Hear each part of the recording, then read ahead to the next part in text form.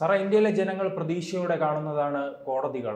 ഇപ്പോൾ കോടതിയുടെ ഭാഗത്തു നിന്ന് ഒരു ഞെട്ടിക്കുന്ന നിരീക്ഷണം ഉണ്ടായിരിക്കുകയാണ്. അലഹബാദ് കോടതിയുടെ ഭാഗത്തു നിന്നാണ് ഒരു പരാമർശം ഉണ്ടായിരിക്കുന്നത്. അത് മറ്റൊന്നുമല്ല, പെൺകുട്ടികളുടെ മാറിടത്തിൽ സ്പർശിക്കുന്നത് കുഴപ്പമില്ലെന്നാണ് പറയുന്നത്. സ്പർശിക്കാൻ ശ്രമിക്കുന്നത്. അതെ.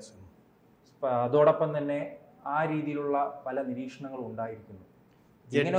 ജഡ്ജി വനിതയാണോ പുരുഷനാണോ നടത്തിയിരിക്കുന്നത് അതിനെക്കുറിച്ച് വ്യക്തമായി ഒരു വനിതാ ജഡ്ജിയുടെ ജഡ്ജ്മെന്റ് ആണെന്നാണ് എനിക്ക് കിട്ടിയ അറിവ് വെച്ചിട്ട് ഞാൻ മനസ്സിലാക്കുന്നത്.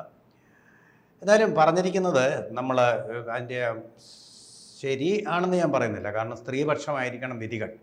അവിടെ ഈ പീഡകന് ഒരു വിധത്തിലുമുള്ള ആനുകൂല്യവും പഴുതും ലഭിക്കാത്ത വിധമായിരിക്കണം എന്നുള്ളതാണ് ഇന്ത്യൻ ഭരണഘടനയുടെ സ്പിരിറ്റ്, ഇന്ത്യയുടെ ന്യായ സംഹിതയുടെ സ്പിരിറ്റ്. അതാണ്.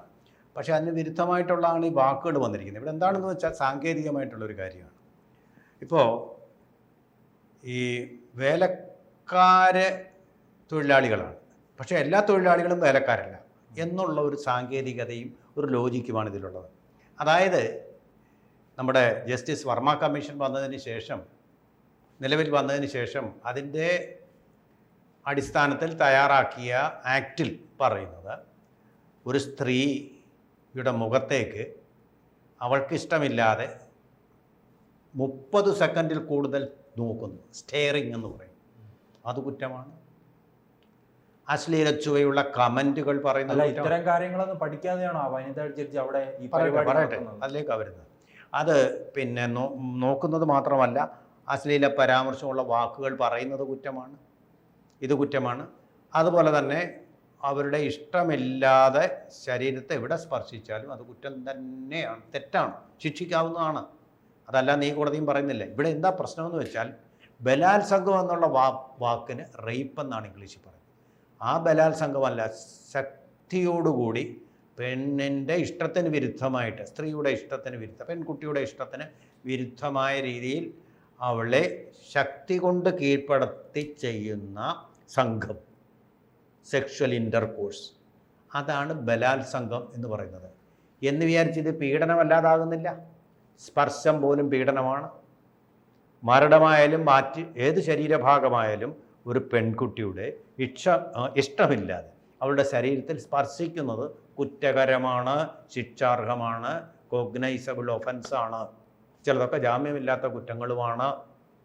3 വർഷം 5 വർഷം അങ്ങനെ ജീവപര്യന്തം വരെയുള്ള ഗ്രഡേഷനിൽ ഈ ഓരോ കുറ്റങ്ങളും ഗണിക്കപ്പെടുന്നതാണ്. ഇന്ത്യൻ ന്യായ സംഹിത അത് തന്നെ പറയുന്നുണ്ട്. ഇന്ത്യൻ ശിക്ഷാ നിയമത്തിൻ്റെ സ്പിരിറ്റിൽ തന്നെ ജസ്റ്റിസ് വർമ്മ കമ്മീഷൻ്റെ നിലവിൽ വന്നതിന് ശേഷം ഇത് കൂടുതൽ കർക്കശമാക്കിയിട്ടുണ്ട്. കർക്കശമാകാത്ത കുറ്റമല്ല, ഓരോരുത്തരുടെയും ഓരോ ജഡ്ജിമാരും ഇത് കൺസീവ് ചെയ്യുകയും വ്യാഖ്യാനിക്കുകയും ചെയ്യുന്നതിൻ്റെ കുഴപ്പമാണ്. ഇവിടെ ഇപ്പോൾ നോക്കൂ, ഇത് തെറ്റായ ഒരു സന്ദേശം നൽകിയിട്ടുണ്ട്. ബലാത്സംഗമല്ല എന്ന് കോടതി പറയേണ്ട കാര്യമില്ല. ഇത് ബലാത്സംഗമല്ല, വളരെ വ്യക്തം. ഇത് പക്ഷേ പീഡനമാണ്, പീഡനം കുറ്റമാണ്. ഒരു പെൺകുട്ടി പ്രായപൂർത്തിയാവൂലും ആയിട്ടില്ലാത്ത കുട്ടിയുടെ നെഞ്ചത്ത് കയറി സ്പർശിക്കേണ്ട കാര്യം എന്തിനാ? അവൻ തെമ്മാടിയാണ്. Is a rogue, is a scoundrel, he should be punished. അല്ലെങ്കിൽ പിന്നെ പെൺകുട്ടികളുടെ അവസ്ഥ എന്താവും ഈ രാജ്യത്ത്? ഇഷ്ടമില്ലാത്ത തോന്നുന്നിടത്തെല്ലാം കയറി സ്പർശിക്കാനുള്ള അവകാശം ആരാണ് കൊടുക്കുക? അത് വരുന്ന രീതിയിലായിപ്പോയി വിധിയുടെ വ്യാഖ്യാനം, വരുത്തുന്ന രീതിയിലായിപ്പോയി വിധി. അവിടെയാണ് ഈ തെറ്റുപറ്റിയിരിക്കുന്നത്. ഈ ബലാത്സംഗമാണോ അല്ലയോ എന്ന് പറയാനുള്ള ഇവനുള്ള ശിക്ഷ, ഇങ്ങനെ ചെയ്ത ഈ പീഡകന് ഉള്ള ശിക്ഷ എന്താണെന്ന് പറയുകയാണ് കോടതി ഇക്കാര്യത്തിൽ ചെയ്യേണ്ടിയിരുന്നത്. അത് പറഞ്ഞെങ്കിൽ ഈ തമാശ ഉണ്ടാവുകയില്ലായിരുന്നു. ഇത് ബലാത്സംഗമല്ല, അത് ബലാത്സംഗമല്ല എന്ന് പറയുകയല്ല. അതും ആ കേസ് ചെയ്ത കുറ്റത്തിന് ഒരു പ്രായപൂർത്തിയാകാത്ത പെൺകുട്ടി അതാണ്. അപ്പോൾ അത് പോക്സോ കേസ് പ്രകാരം ഒഫൻസാണ്. It's not rape, but it is an atrocity against women. Atrocity, ആ വാക്കാണ് അവിടെ വന്നത്. Atrocity, indeed it's atrocity. അതിന് ശിക്ഷയുണ്ട്, അത് കൊടുക്കണം. പ്രത്യേകിച്ച് അത് പെൺകുട്ടിയുടെ പ്രായം കുറവായതിനാൽ.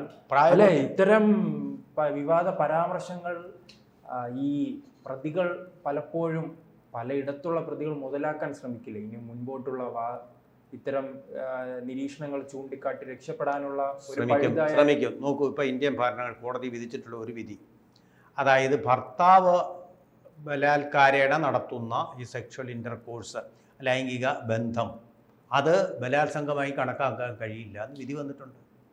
ഇത് മുതലാക്കിക്കൊണ്ട് വലിയ അപകടകരമായിട്ടുള്ള ബലാത്സംഗങ്ങളിലേക്ക് ഏർപ്പെടാനുള്ള സാധ്യതകൾ തുറന്നിടുകയാണ്. അപ്പോൾ ഈ കോടതിക്ക് കുറച്ചുകൂടി ഉത്തരവാദിത്തം വേണം, കുറച്ചുകൂടി ശ്രദ്ധ വേണം ഈ വിധികൾ പുറപ്പെടുവിക്കുമ്പോൾ. തങ്ങളുടെ വിധികൾ ദുരുപയോഗം ചെയ്യപ്പെടരുത്, പെൺകുട്ടികൾ ദുരുപയോഗം ചെയ്യപ്പെടരുതെന്നതുപോലെ തന്നെ തങ്ങൾ ഉപയോഗിക്കുന്ന വാക്കുകൾ ദുരുപയോഗം ചെയ്യാനിടയുണ്ട്. അങ്ങനെയാണ് ഇവിടെ സംഭവിച്ചിരിക്കുന്നത്. സാങ്കേതികമായിട്ട് ശരിയാണ്, പക്ഷേ ഇവിടെ ഈ തെറ്റ് ശിക്ഷിക്കപ്പെടണം. അതാണ് ന്യായ സംഹിതയുടെ സ്പിരിറ്റ്. ആ തെറ്റാണ്, ഒരു പെൺകുട്ടിയുടെ ശരീരത്തിൽ കയറി സ്പർശിച്ചത് തെറ്റാണ്, അനുവാദമില്ലാതെ തെറ്റാണത്. ആ തെറ്റ് തിരുത്താനുള്ള വിധിയുടെ ഒരു വാക്കുകളായിരുന്നു, അതിന് പ്രയോറിറ്റി കൊടുക്കണമായിരുന്നു.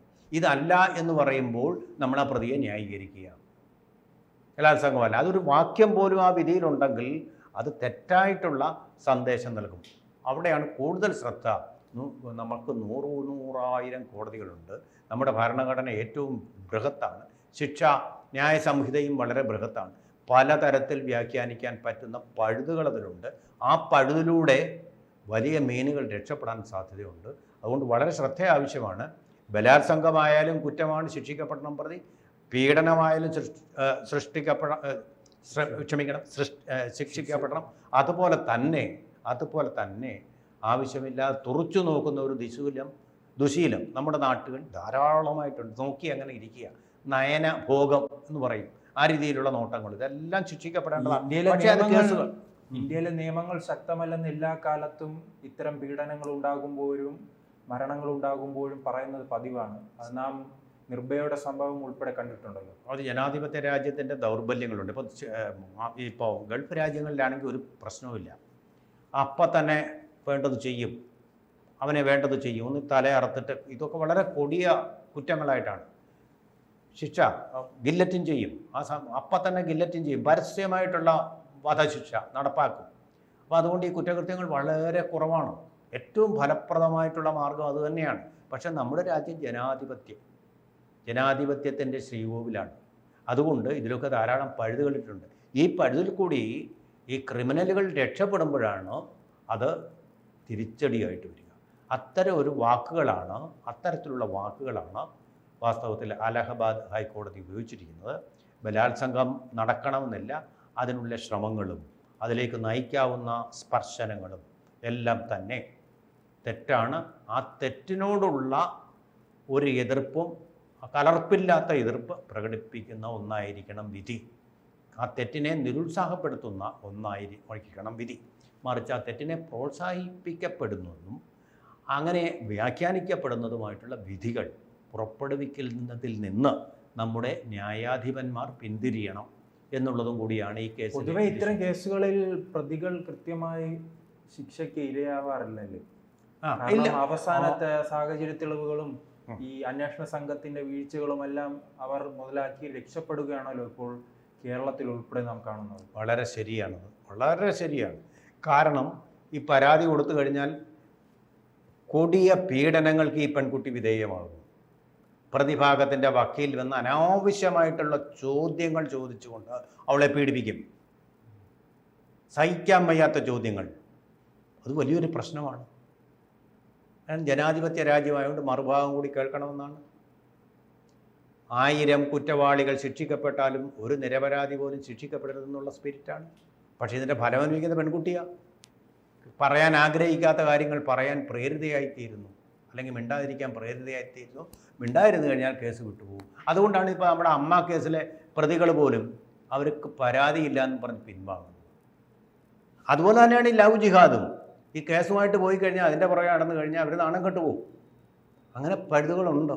ഇല്ലെന്ന് പറയുന്നില്ല. പഴുതുകളുള്ളതുകൊണ്ട് പല പ്രതികളും രക്ഷപ്പെടുന്നുമുണ്ട് എന്നുള്ളത് വാസ്തവമാണ്. പക്ഷേ നമ്മുടെ ഈ ജുഡീഷ്യൽ സിസ്റ്റം ഒന്നാകെ തന്നെ ഇത് നിലയ്ക്ക് നിർത്താൻ ഉള്ള സംവിധാനങ്ങൾ ഉണ്ടാക്കാൻ പറ്റും. ഈ ജഡ്ജിക്ക് തന്നെ ഇരുന്ന് പറയാം, ഇങ്ങനെ ചോദിക്കുമ്പോൾ ദ ക്വസ്റ്റ്യൻ ഈസ് അൺവാറണ്ടഡ് എന്ന് പറയാം. അൺവാറണ്ടഡ് ക്വസ്റ്റ്യൻ, അനാവശ്യ ചോദ്യങ്ങളിൽ നിന്ന് വക്കീലിനെ തടയാൻ പറ്റും, ജഡ്ജിക്ക് തന്നെ തടയാം. പക്ഷേ അത് സാർത്ഥകമായിട്ടുള്ള വിധത്തിൽ ഉണ്ടാകുന്നു എന്നെനിക്ക് തോന്നുന്നില്ല. അതുകൊണ്ടാണ് ഈ കേസുമായിട്ട് കോടതി വഴി മുന്നോട്ട് പോകാൻ നമ്മുടെ പെൺകുട്ടികൾ, ഇരകൾ ഭയക്കുന്നത്. അതിനെന്തെങ്കിലും ഒരു പോംവഴി. നിയമത്തിന് പല്ലുണ്ട്, ശക്തമായ പല്ലുകളുണ്ട്, പക്ഷേ പഴുതുകളുണ്ട്. ആ പഴുതുകൾ അടയ്ക്കാനുള്ള സംവിധാനങ്ങൾ കൂടി നമ്മുടെ ഭരണകർത്താക്കളുടെ ശ്രദ്ധയിൽ വരണം. പെൺകുട്ടികളെ ഇത്തരം നാണക്കേടുകളിൽ നിന്ന് രക്ഷിക്കാനുള്ള സംസ്കാരവും നമ്മുടെ രാജ്യത്തിന് ഉണ്ടാവണം.